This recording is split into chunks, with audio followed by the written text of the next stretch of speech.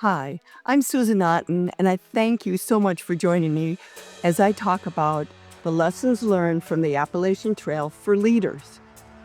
If you're not aware of the Appalachian Trail, it goes about 2,200 miles from Maine to Georgia on the eastern side of the United States. It's an amazing hike, and I and my daughter accomplished 2,200 miles along the trail backpacking and camping. Why? Why the heck would we do this?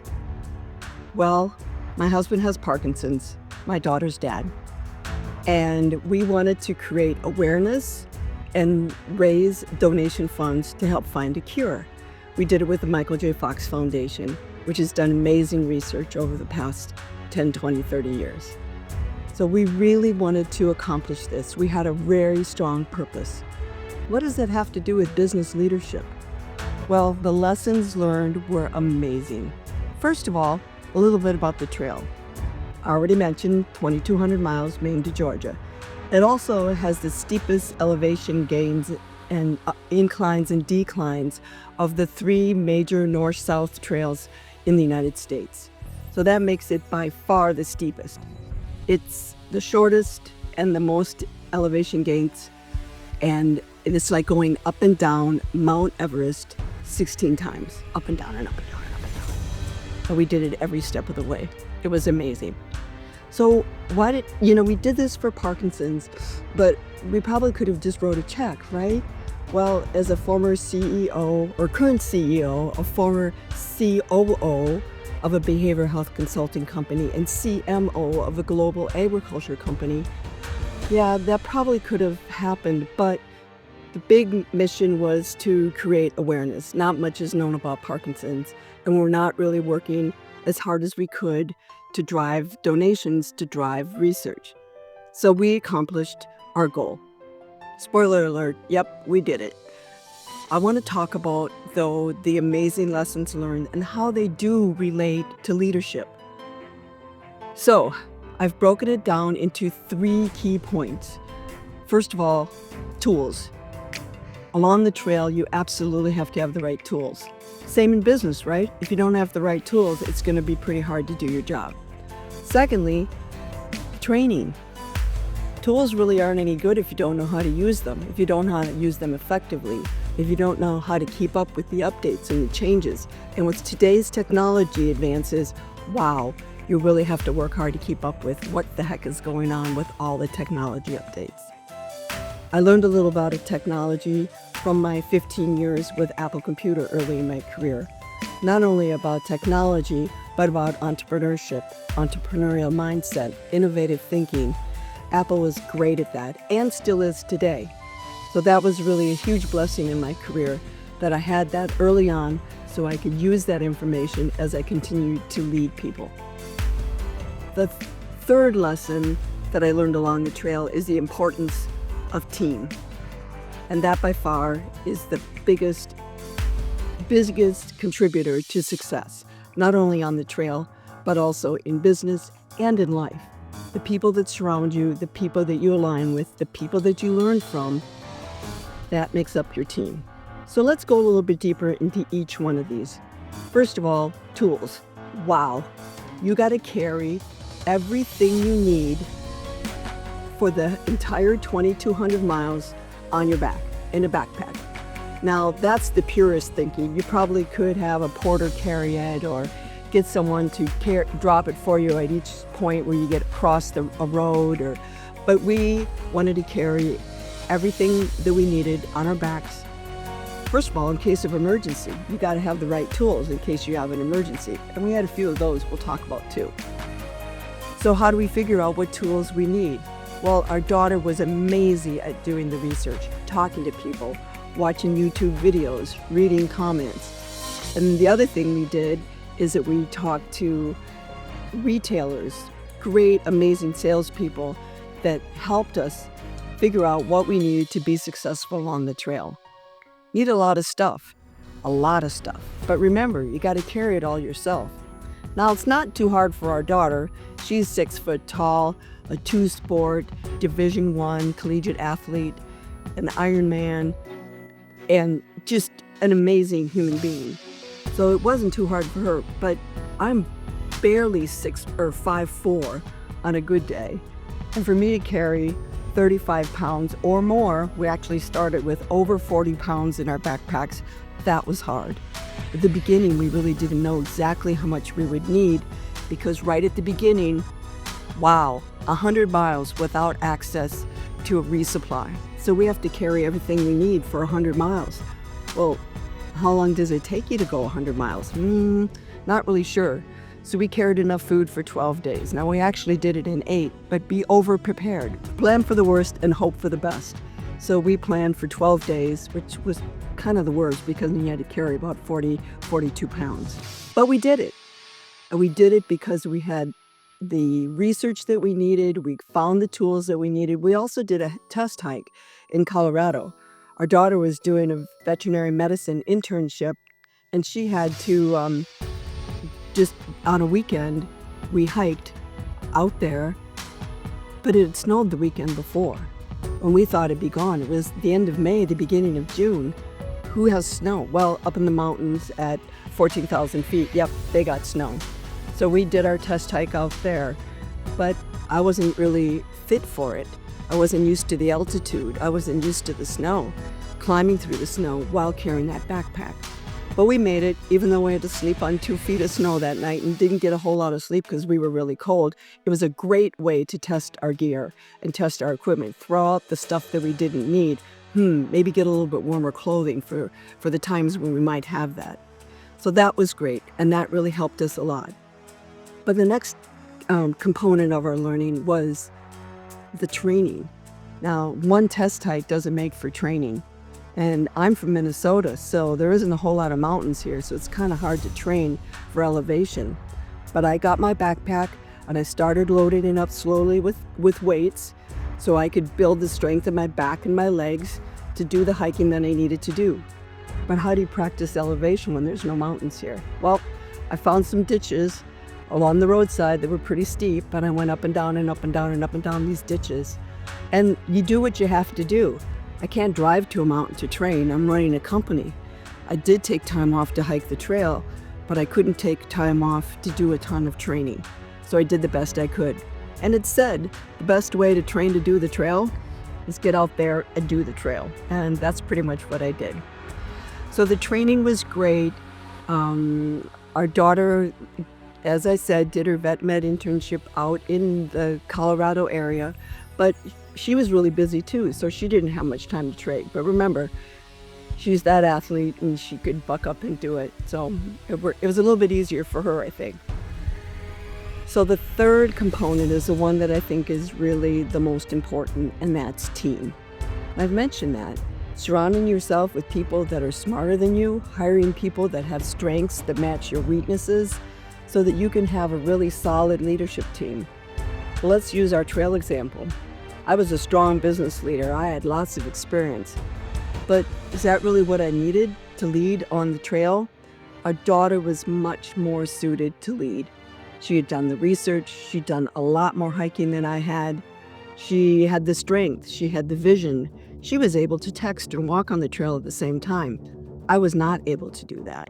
In fact, that was one of the amazing parts of our story. I fell on the trail, I think, every day. The trail is treacherous and rocky and rooty.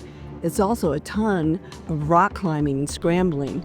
I was not training for that. I did not know how to do that. So I fell, and again I fell, and again I fell. And a couple of times it resulted in emergency room visits. 9 stitches, 10 staples. Yep, have to get to an emergency room to get that stuff taken care of.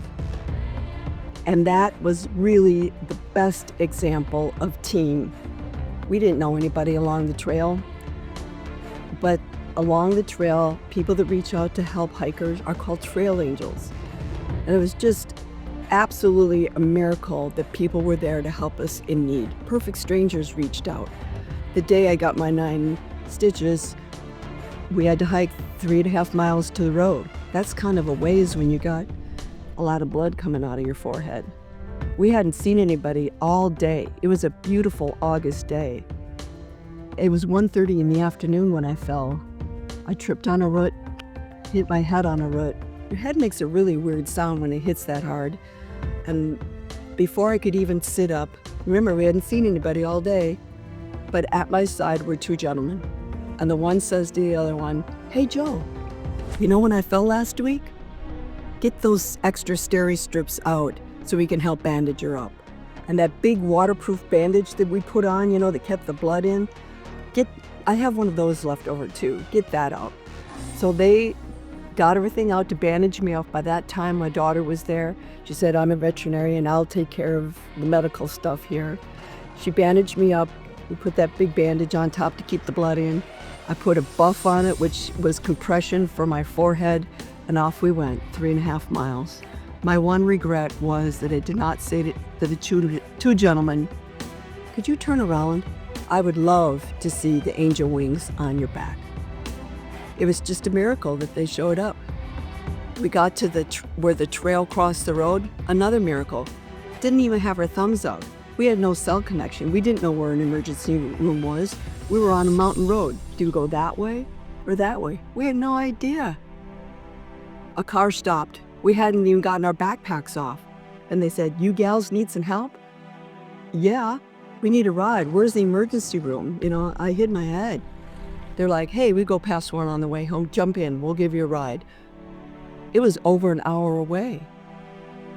What were the odds that we would meet somebody on that mountain road that would actually take us all the way to the emergency room, not charge us a penny for gas, stopped and got us snacks at the local gas station? They were just a blessing, a huge blessing. Do you have team members like that on your team that will reach out and help in a moment's notice, that will use their past experience, that will help people to learn and to be safe? It's a way that you as a leader can be strong, using these lessons and help people to understand that that's an important part of your culture, that you want to help each other, you want to support each other. So the other things that we did along the trail is, we got hit by 3 hurricanes, 3, slammed into the East Coast. And we were sleeping in a tent. But we also were doing YouTube videos. 96 of them are out there on our YouTube channel, Appalachian Trail for Parkinson's disease. And people were commenting and saying, "Wow, you got to get off the trail. The 3rd hurricane's coming in. You're going to get slammed." Well, people would say, "We'll come pick you up. Tell us when you'll be at this road crossing." Kind, sweet, perfect strangers reached out to us. Over 25 invited us into their homes. Over 45 helped us in general, got us supplies. When they invited us into the home, they were like, "Come have a warm bed. Take a shower. We'll do your laundry. We'll cook you a homemade meal." It was just remarkable, the kindness of perfect strangers. It was one of the things that was a huge, huge blessing along the trail, was being able to get reinforced that really humanity is kind. And that's the other thing. What can we do to be kind? What can we do to help others? As a leader, are you the best person to lead the team? Are you being kind? Are you helping others? Are you helping them be their best selves? That's what these trail angels were doing for us. They were helping us be just the best we could be, go the fastest we could. In fact, toward the end, when that 3rd hurricane was hitting the East Coast, and we had to finish up, and we had lots of friends down in Georgia where the trail finished, and we didn't want them standing out in the wind and the cold and the rain, so we hurried up. But we had trail angels that were saying, "Hey, let us take your backpack. Keep what you need for emergencies and for your lunch and water, but we'll take your backpack up ahead and we'll get your camp completely set up." In fact, the night before we finished, a family that we'd met along the trail helped us out. Mom and Dad came out to meet us, helped carry our backpacks in, while the kids were setting up the tent, getting supper ready, making a fire so we could have s'mores.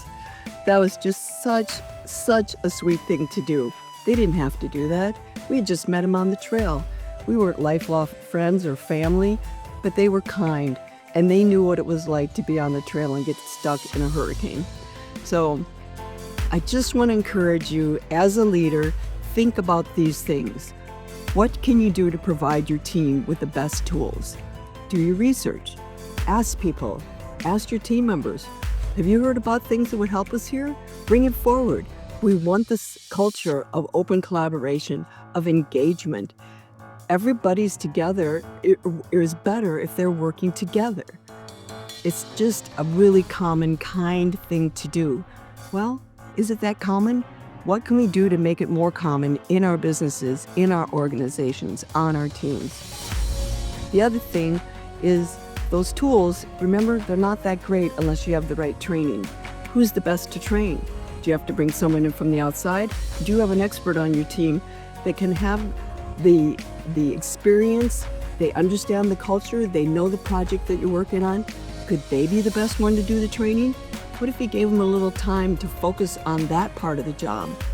Everybody would be better if they got the right training from the right person.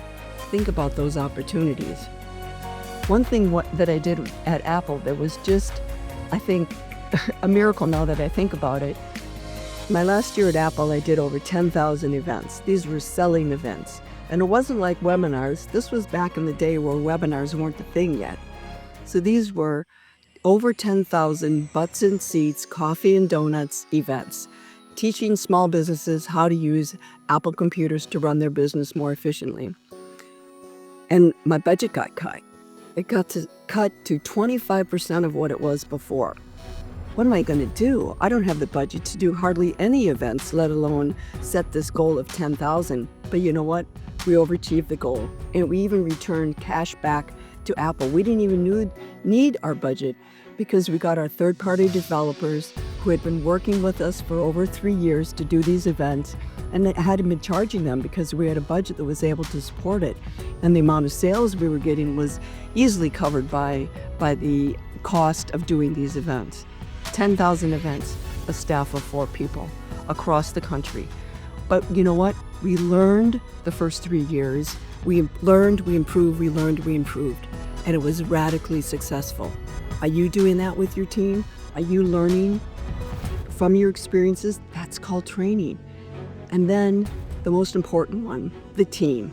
Do you have the best leaders in place? Are you the best leader? Is there a way that you could get better or divide up the work? Think about what needs to be done and think about your teams. The team is the most important component. We had a huge purpose. We really wanted to achieve our goal. We really wanted to drive awareness. And you know what? We did it. Raising over almost $100,000, driving awareness, becoming Michael J. Fox's Rookies of the Year. That was huge. And you know what? We didn't die. So I'm just going to challenge you as you go on your trail of business or life, think about these things: tools, training, team. And think about what you can do if you put those things in the right order, with the right people, doing the right stuff. If you need any help, reach out. I would love to help. If you have questions, let me know. So thank you very much. And you know what? Have a really blessed day. You can do it.